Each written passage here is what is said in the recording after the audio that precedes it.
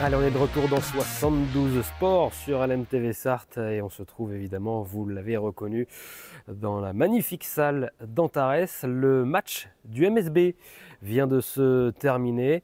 Un match important évidemment en cette fin de championnat pour que le MSB, les joueurs de Guillaume Wizat puissent conserver leur place, notamment dans le top 6 qualificatif évidemment pour les playoffs en fin de saison, et puis surtout également à une semaine maintenant de la finale de la Coupe de France. Il était important de retrouver le plein de confiance suite à la défaite notamment face à Gravelines Dunkerque il y a une semaine. Le résumé de cette nouvelle journée de championnat ici à Antares devant plus de 5900 spectateurs.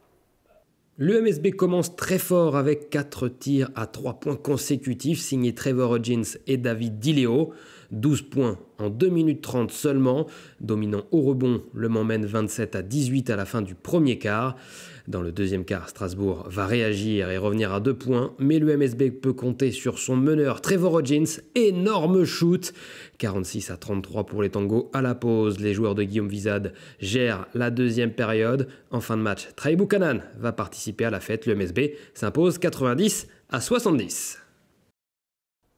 Voilà pour cette grande victoire ici donc à domicile à Antares. Le MSB, les Tangos qui retrouvent le succès et qui sont toujours donc à la 6e place du classement à quelques journées de la fin du championnat. Donc victoire 90-70, belle grosse victoire de 20 points. Donc on notera l'excellent match encore une fois de Trevor Hodgins qui a inscrit 22 points.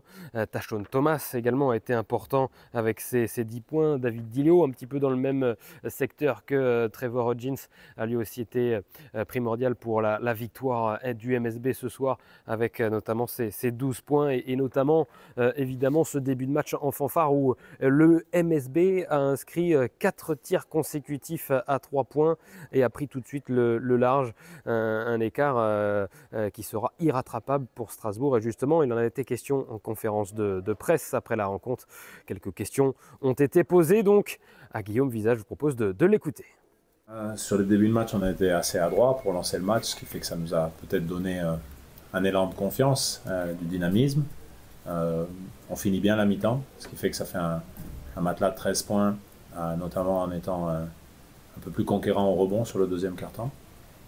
Mais je pense que le match il s'est dessiné au moment où on a quand même durci défensivement en deuxième mi-temps, notamment dans la tenue des 1 contre 1, où là on était beaucoup plus sur les lignes de drive des attaques de Strasbourg. On a réussi à les repousser longtemps à la fin des possessions, à plusieurs reprises. Ça ne les a pas empêchés parfois de marquer à la dernière seconde, mais on les a amenés dans ce moment-là. Et c'est un moment où on multiplie les chances de provoquer des erreurs à l'adversaire ou de faire provoquer des tirs ratés à l'adversaire. Et ces ballons-là, quand on a réussi à les piquer ou avoir des bons rebonds, ils nous ont permis de courir. Et donc là, ça nous a permis de construire, je pense, un matelas supplémentaire, ce qui est monté sur une vingtaine de points. Donc ça, c'était intéressant. Maintenant, voilà, les dernières minutes du match étaient moins qualitatives, notamment offensivement. Le ballon a plus trop circulé. On a eu pas mal de possessions. On a fini avec des espacements sur le terrain qui étaient de qualité médiocre. Et je trouve ça un petit peu dommage quand on construit un match avec quand même voilà, pas mal de régularité, puisqu'on gagne les 4 cartons ce soir, que dans les 4-5 dernières minutes, on ne soit pas plutôt dans l'excès inverse, c'est-à-dire plutôt être excessivement collectif, à jouer en rythme et s'amuser avec le jeu, parce qu'on a pris de la confiance et qu'on veut prendre du plaisir ensemble. Et ce soir, on est tombé dans un basket de mauvaise qualité sur les 5 dernières minutes, et du coup, ça crée beaucoup de frustration chez les joueurs, parce que quand ça joue comme ça sur le terrain, ils n'ont pas envie de sortir du terrain, et ils envoient des signaux négatifs. Donc ça, c'est pas notre image. C'est pas comme ça qu'on veut jouer, qu'on veut être. Et surtout, en général, quand on a des bons moments dans les matchs, c'est pas du tout en étant dans ce comportement-là. Donc voilà, ça gâche un petit peu. Après, hormis ça, voilà, peut-être aussi qu'on a eu une petite baisse de régime parce que le reste du match était sur une intensité forte, qu'on a réussi à contraindre cet adversaire de Strasbourg qui était sur les 4 derniers matchs dans une très bonne dynamique. Hormis le match de Dijon, ils avaient fait des très beaux résultats. Et quelque chose qui revient souvent dans les propos des coachs adverses, c'est qu'ils essayent souvent de défendre dur sur vos gros shooters. Ils ont examiné l'un des grands dangers de votre équipe et ce qui ressort souvent en conférence de presse après la rencontre, c'est que ils sont déçus de ne pas y être parvenus. Comment vous arrivez à garder cette arme alors que justement vos adversaires essayent de défendre sur ce point-là? Justement, sur cette mobilité, donc le jeu sans ballon, où les joueurs sont quand même obligés d'aider sur certains angles et du coup ça crée des décalages pour nos shooters, notamment Trey Buchanan en deuxième mi-temps, là il a un tir complètement ouvert parce que quelqu'un a donné une super coupe, il a entraîné 2 joueurs à le défendre, ce qui crée un tir ouvert. Sur le début du match, les 2 actions qui génèrent un espace pour David DiLeo. Donc tout ça c'est des actions collectives qui génèrent des erreurs défensives si on veut, ou en tout cas des obligations pour ceux qui défendent contre les shooters d'aider leurs partenaires. Et donc ça crée des décalages, après à nous de les exploiter. Mais pour pouvoir les exploiter, il faut que le ballon vive, et qu'il vive dans les bons timings, et qu'il y ait une volonté de partage du ballon très élevée. Parce que les joueurs adverses, comme ils sont préparés à défendre ces situations-là, même s'ils interviennent, ils ne vont pas intervenir longtemps. Donc il faut viser juste dans cette fenêtre. Donc l'avantage qu'on a, c'est qu'on a 2 joueurs dans les tirs qui sont quand même assez différents, puisque David DiLeo joue beaucoup sans ballon pour se créer des tirs. Trevor Huggins, lui, il est capable de tirer énormément derrière les pick and roll, même après dribble. Ce soir, d'ailleurs, il a fait un excellent match dans ce domaine-là. Chaque fois, il a soit créé l'écart, soit repoussé encore plus loin l'équipe adverse. Donc c'est vrai qu'on réussit quand même à les mettre en évidence. On l'avait moins fait à Gravelines, ce qui nous a coûté un petit peu le match. Donc je suis content que ce soir, on ait pu les retrouver. Voilà donc pour ces réactions. On continue dans un instant de parler basket, un petit mot également de moto, c'est le reste de l'actualité. La Jalt a validé sa montée le week-end dernier, mais objectif dans ses 4 derniers matchs, rester invaincu. Et son adversaire du soir, Chaland, mène au score dans le 3e quart.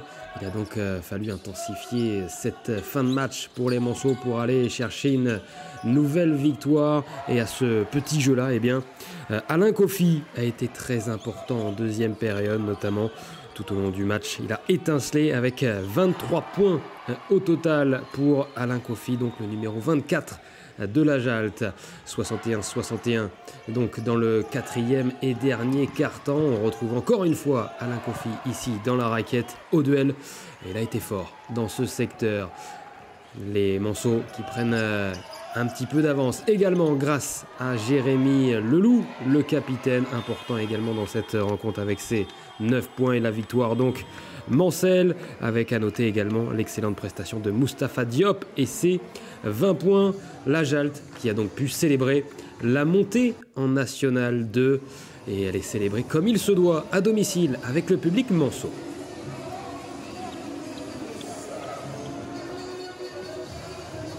Ouais, ça a été une rencontre pas facile. On n'était pas vraiment dans le rythme en première mi-temps, mais en deuxième, voilà, on a fait un peu comme la semaine dernière où on est revenu et on s'est accroché et on a mieux défendu aussi sur beaucoup de situations et voilà, on a limité un peu l'impact de leur meneur qui a été très, très impactant en première mi-temps. Donc c'est bien, c'est une bonne victoire, ça fait du bien. L'objectif de la saison est atteint avec cette montée en National 2. Oui, on est dans ce qu'on voulait faire, on voulait monter en N2, on a réussi à le faire 5 matchs avant la fin de la saison ou 4 matchs avant la fin. Et maintenant on a le challenge de vouloir tout gagner sur la saison, comme on le déclare depuis la moitié de la saison maintenant. Mais non, c'est bien, il faut qu'on continue comme ça. L'année prochaine, ça sera quoi le challenge en National 2? Tu la connais cette division? C'est quoi la différence? Qu'est-ce qui vous attend?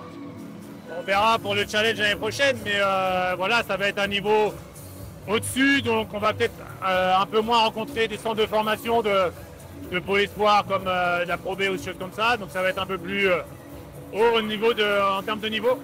Donc ça peut aussi bien nous correspondre, donc ça va être bien, ça peut jouer un peu plus au basket aussi. Ça sera avec toi? Normalement, oui, il n'y a pas de raison. Merci à toi. Oui, on connaît les qualités de Chaland. Déjà au match aller, ça avait été un match difficile. Beaucoup de joueurs en face qui alternent à la fois avec la N1 et la N3. Donc individuellement, ils ont des très bons joueurs. Et voilà, on s'attendait à ce que ce soit un match difficile ce soir, ça l'a été, tant mieux. On a réussi à resserrer les vis en défense en deuxième. C'était ça qui est important.